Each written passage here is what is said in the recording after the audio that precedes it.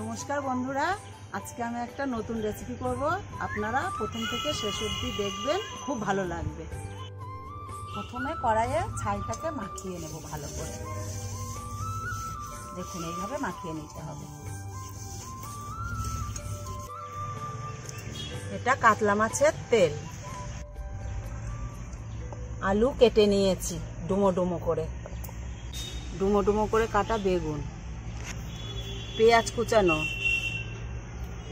কাঁচা পাকা লঙ্কা চেরা, টমেটো কুচি, রসুন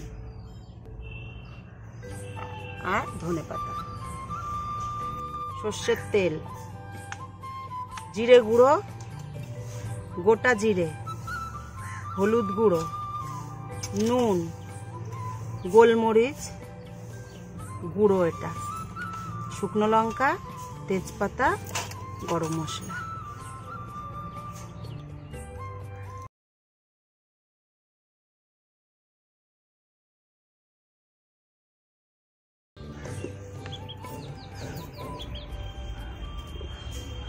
সর্ষের তেল, তেজপাতা, শুকনো লঙ্কা, গোটা জিরে, রসুন বাটা।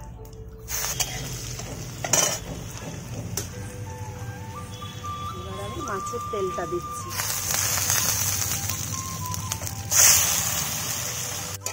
মাছের তেল দিয়ে অনেকটাই তেল বার হয়েছে। দেখুন, এই রান্নাটা খুবই অল্প তেল লাগে। এবার আমি আলু দিচ্ছি।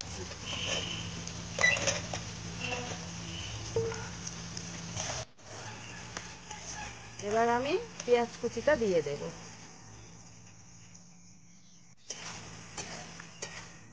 লঙ্কা, টমেটো,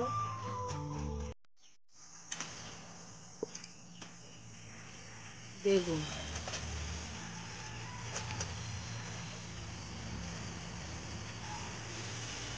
পরিমাণ মতো নুন,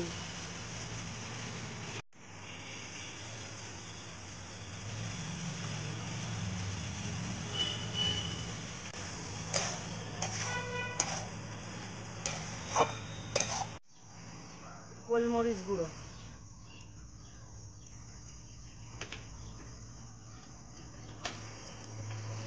জিরের গুঁড়ো,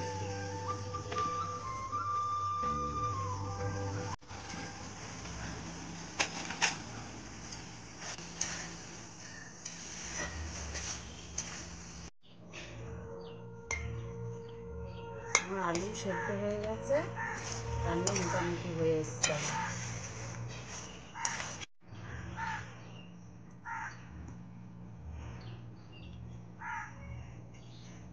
গরম মশলা গুঁড়ো,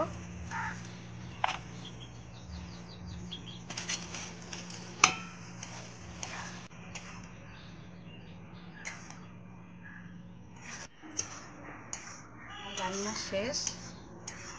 এবারে নামিয়ে নেব।